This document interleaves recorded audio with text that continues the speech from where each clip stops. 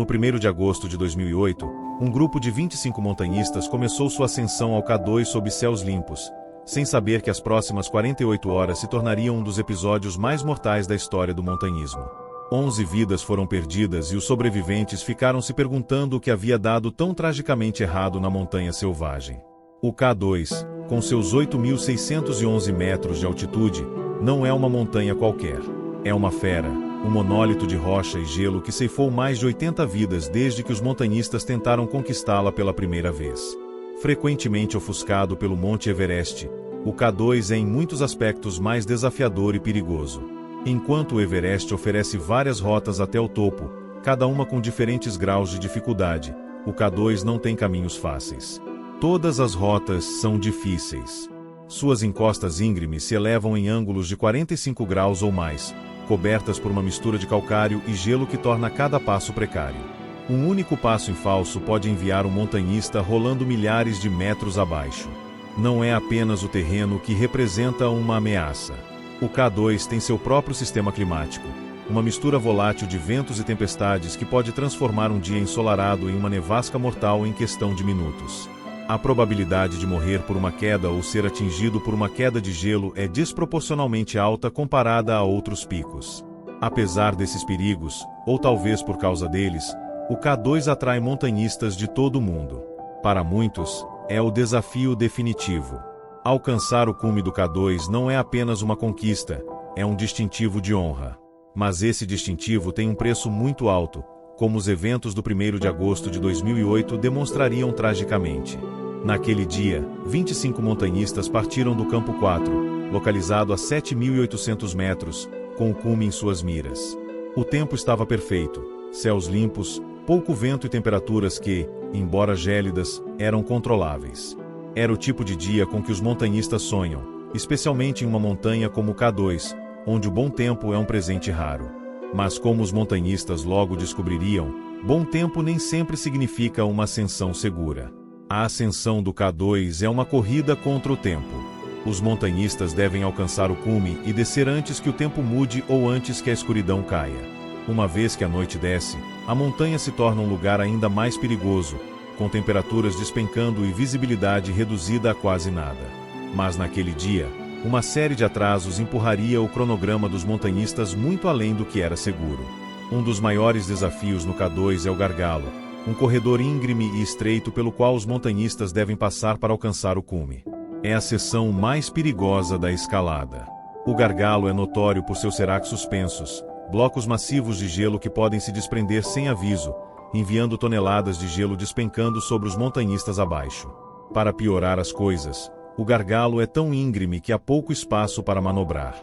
Os montanhistas devem se mover rapidamente, mas com cautela, sabendo que qualquer atraso pode ser mortal. Enquanto a manhã do 1º de agosto começava a se desenrolar, a traiçoeira seção do gargalo do K2 se tornou uma cena de caos crescente. Entre os 25 montanhistas que haviam partido do Campo 4 nas primeiras horas estavam membros de várias expedições, 3 da Noruega, 4 da equipe holandesa Norit, 6 sul-coreanos, 3 sérvios, 2 americanos, um francês e 2 montanhistas solo da Espanha e Itália. Nesta mistura estava Dren Mandic, um montanhista sérvio que se encontrou em uma posição precária. Lutando com as condições brutais e a pressão da escalada, Mandic tomou uma decisão crítica. Ele se desconectou da corda fixa, possivelmente para ajustar seu sistema de oxigênio ou para passar outro montanhista. Esta ação aparentemente simples levou ao desastre. Em um instante, Mandic perdeu o equilíbrio e começou a cair. Aqueles que estavam próximos só puderam observar com horror enquanto Mandic caía incontrolavelmente pela encosta íngreme, seu corpo girando violentamente fora de controle enquanto descia pelo gargalo. A queda de Mandic foi longa e aterrorizante, mas incrivelmente, quando ele finalmente parou, ainda estava vivo. Os montanhistas observando do Campo 4 o viram se levantar, levando-os a acreditar que ele havia de alguma forma sobrevivido à queda brutal sem ferimentos. Mas momentos depois, Mandic desabou novamente. Desta vez ele não se levantou. A montanha havia reivindicado sua primeira vítima do dia, mas tragicamente, ele não seria o último. Agora restavam 24 montanhistas.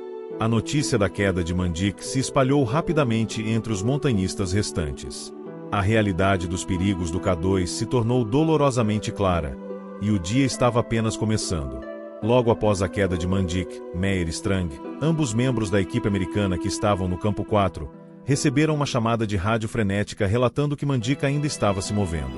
Com uma mistura de apreensão e dever, eles decidiram subir novamente para ver se podiam oferecer ajuda.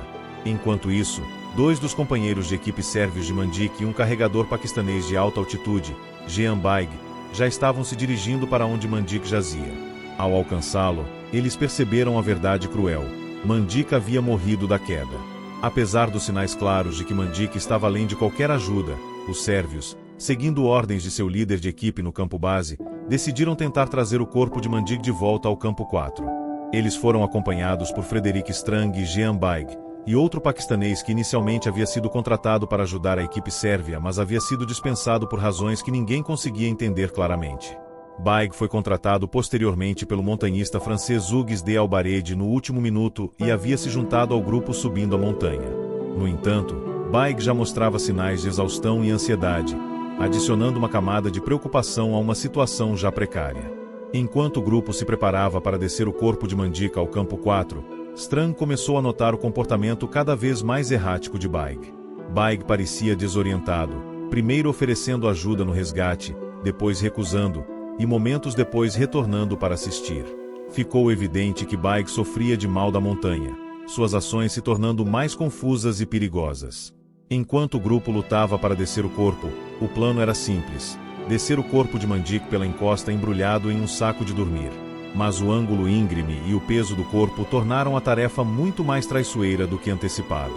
Baig, que segurava a corda amarrada ao corpo de Mandic, ficou cada vez mais nervoso. Alguns puxões repentinos do peso do corpo fizeram Baig perder o equilíbrio. Ele tropeçou em Strang, entrando em pânico enquanto se agarrava às cordas presas ao corpo e depois a Strang, que gritou para ele soltar a corda. Baig hesitou, mas finalmente soltou a corda. Ele começou a deslizar pela encosta incontrolavelmente, ganhando velocidade a cada segundo. Para o horror de todos, Baig não tentou parar seu deslizamento usando a técnica de autodetenção, uma manobra padrão de montanhismo que poderia ter lhe dado uma chance de lutar. Em vez disso, ele se precipitou de cabeça sobre a borda de uma cornija massiva, desaparecendo no abismo. Às 12h30 da tarde, a notícia devastadora da segunda vítima chegou ao campo 4. A queda de Jean Baig foi um lembrete duro da natureza implacável do K2. O número de montanhistas havia se reduzido agora a 23.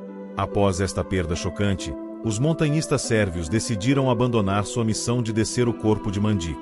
Em vez disso, eles o embrulharam na bandeira de seu país, o ancoraram na encosta da montanha com um machado de gelo e começaram sua descida de volta ao campo 4. Strang refletiu mais tarde sobre a situação, afirmando que se soubesse que Mandic já estava morto, nunca teria arriscado sua vida numa tentativa de descê-lo. É uma regra não escrita no montanhismo: quando o montanhista está imóvel, tentar movê-lo frequentemente pode resultar em mais tragédia. Nicolas Rice, um montanhista da equipe francesa que havia se atrasado, também tomou a difícil decisão de descer naquele momento. A morte de Jean Baig sublinhou os perigos de tentar mover um montanhista morto ou incapacitado em uma montanha como o K2. O moral da equipe estava destroçado, mas o cume ainda chamava aqueles que permaneceram. Na parte de trás da fila, Wilco van Rooijen, Cas van de Gevel e Gerard MacDonald ficavam cada vez mais frustrados enquanto o progresso do grupo diminuía até quase parar. Em tal engarrafamento de alta altitude, não havia como se mover mais rápido que os montanhistas mais lentos. Pemba, um montanhista experiente escalando sem oxigênio suplementar, observou com consternação um montanhista coreano exausto levar quase 1 hora para se mover apenas alguns passos pela corda. Quando o grupo finalmente conseguiu passar pela travessia e sair de debaixo do Saliência, já eram 2h30 da tarde. Eles haviam perdido 6 horas cruciais no gargalo, mas a atração do cume era forte demais. Nenhum dos montanhistas deu meia volta. Enquanto se aproximavam do último trecho em direção ao cume, surgiram dúvidas. As cordas eram questionáveis na melhor das hipóteses. Aqueles que abriam a trilha haviam encontrado uma seção de corda de escalada feita de cordão de 8 mm, deixada da temporada anterior. A linha havia passado 1 ano exposta aos elementos brutais e radiação ultravioleta intensa a 27 mil pés, mas era tudo o que tinham. O montanhista norueguês Rolf Bae, lidando com a decisão difícil, escolheu voltar a apenas 100 metros abaixo do cume. No entanto, ele encorajou sua esposa Cecília Soos e seu amigo Lars nessa continuar a ascensão. Enquanto eles continuavam, BAE esperou logo acima da travessia, mantendo um olho vigilante em seu progresso. Tragicamente, Cecília mais tarde testemunhou seu marido sendo varrido da montanha durante uma queda de gelo repentina. Agora restavam apenas 22 montanhistas. O primeiro a alcançar o cume foi Alberto Zerain, um montanhista basco que havia estabelecido um ritmo ardente. Ele chegou ao cume às 3 da tarde, encorajando mais tarde a equipe norueguesa dizendo que era apenas mais uma hora até o topo. Um por um, os montanhistas alcançaram o cume, cada chegada sendo uma mistura de exaustão e euforia. Mas quando o último montanhista, Marco Confortola, chegou ao topo às 7h30 da noite, o dia já estava desvanecendo. O sol estava se pondo e a escuridão estava descendo rapidamente sobre o K2. Às 8h30 da noite, a montanha estava envolta em escuridão. A descida estava prestes a começar, e com ela, o verdadeiro horror dos eventos do dia se desenrolaria. Entre eles estavam Van de Gevel e Hugues de Albarede, que começaram sua descida do cume por volta das 7h30 da noite. Hugues, notavelmente lento e desorientado, lutava para manter o ritmo. A falta de oxigênio engarrafado havia cobrado seu preço dele, e a percepção de que ele poderia não ter o suficiente para voltar ao campo 4 pesava muito em sua mente. Seu carregador, Karim Meherban, que foi visto pela última vez no cume, havia desaparecido misteriosamente. Hugues sinalizou para Van de Gevel seguir à frente dele, talvez sentindo que apenas o atrasaria. Enquanto Van de Gevel navegava cuidadosamente pelo gargalo traiçoeiro na escuridão, ele de repente ouviu um baque e um som de queda. Uma forma humana passou por ele, mergulhando no abismo. Ele acreditou que era Hugues, que havia sucumbido à exaustão e às condições brutais. Com Karim e Hugues desaparecidos, restavam 20 montanhistas. Enquanto isso, Marco Confortola, que bivacou mais abaixo, relatou ter ouvido gritos e visto fracas lanternas de cabeça piscar e desaparecer após um rugido ensurdecedor ecoar pelo campo de Seracs. Acredita-se que o montanhista que ambos os homens testemunharam foi de fato Hugues, que havia ficado sem oxigênio horas antes e estava exausto demais para continuar com segurança. Van de Gevel finalmente chegou ao campo 4, mas era tarde demais. Embora escalar o K2 seja inegavelmente perigoso, frequentemente é a descida que se prova fatal. A exposição prolongada na zona da morte, onde os níveis de oxigênio são criticamente baixos, leva à hipóxia severa. Os montanhistas ficam desorientados, confusos e fisicamente fracos, tornando cada passo potencialmente o último. No início da manhã seguinte, acima da travessia, viu que Van Rooyen desistiu de procurar pelas cordas fixas e decidiu descer sozinho. Sua visão estava falhando e ele temia estar ficando cego pela neve, uma sentença de morte na montanha. Desesperado para sobreviver, ele sabia que precisava sair da montanha rapidamente. Confortola e MacDonald, no entanto, não o seguiram imediatamente. Enquanto Van Rooyen descia, ele encontrou os montanhistas coreanos restantes e seu guia, Jumik Bot. Os homens estavam emaranhados em uma teia pesadelo de cordas, alguns pendurados de cabeça para baixo, ensanguentados mas ainda vivos. Não estava claro o que havia causado sua situação, se uma segunda queda de Serac, uma avalanche ou uma queda regular os havia deixado emaranhados, mas cortar as cordas significaria morte certa para os montanhistas presos. Van Rooyen, percebendo que podia fazer pouco para ajudar, entregou suas luvas sobressalentes para Jumik Bot, que o informou que uma missão de resgate já estava em andamento do campo 4. Sabendo que sua vida dependia disso, Van Rooyen continuou sua descida, deixando para trás o grupo emaranhado. No campo 4, Pemba estava tirando fotos dos montanhistas pendurados. O líder coreano, Sr. Kim, propôs uma missão de resgate, mas a equipe americana carecia de pessoal para ajudar.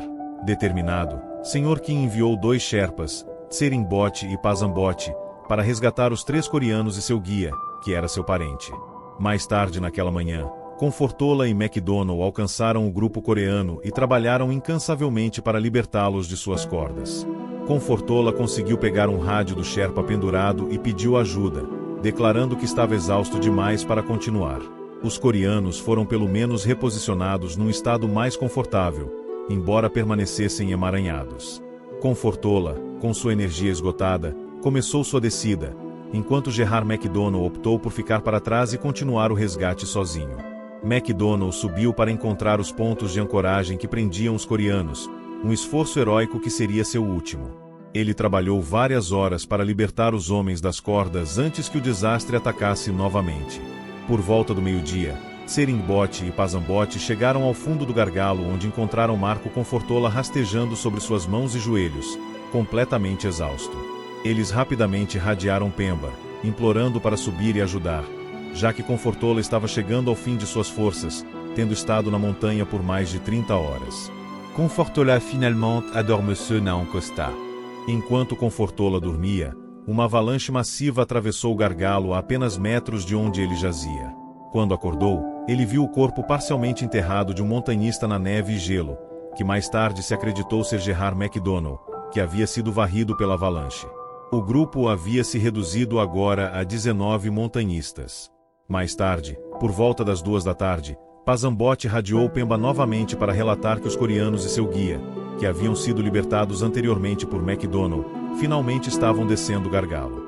No entanto, a tragédia atacou novamente quando outra queda de Serac varreu os 3 coreanos, seu Sherpa e um dos Sherpas resgatadores.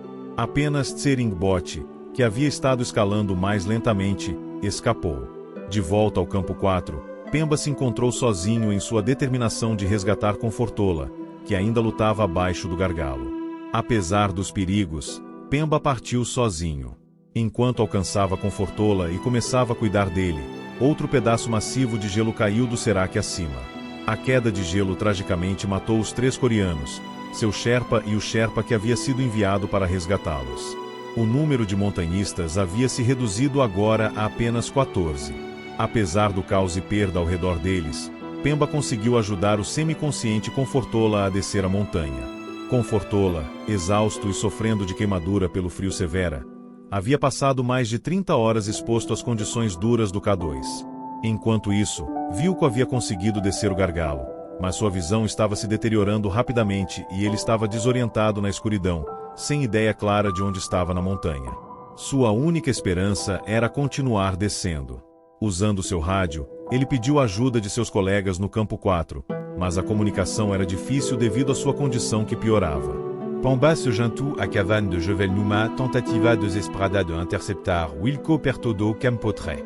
Guiados por instruções de rádio de Martin Van Eck, que observava através de um telescópio no campo base, eles finalmente localizaram Vilco. Ele havia sobrevivido mais de 40 horas exposto aos elementos brutais do K2, sofrendo de cegueira da neve, desidratação e queimadura pelo frio severa. Na tarde de 3 de agosto, Pemba, Kaz e Vilco chegaram ao campo base. Vilco recebeu atenção médica imediata para seus dedos dos pés e mãos queimados pelo frio. Eventualmente, Marco Confortola foi resgatado e, junto com Vilco e Kaz, foram evacuados, todos mal vivos após sua experiência terrível. Enquanto os montanhistas sobreviventes se reagrupavam no campo base, eles compartilharam uma última lata de cerveja que Gerard McDonnell havia guardado para celebrar seu retorno bem-sucedido.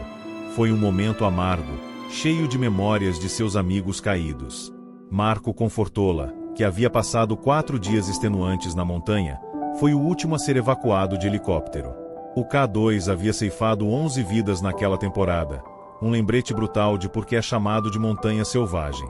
A montanha não seria conquistada novamente até 2011, mas a memória daqueles perdidos em 2008 perduraria por muito tempo nos corações daqueles que sobreviveram.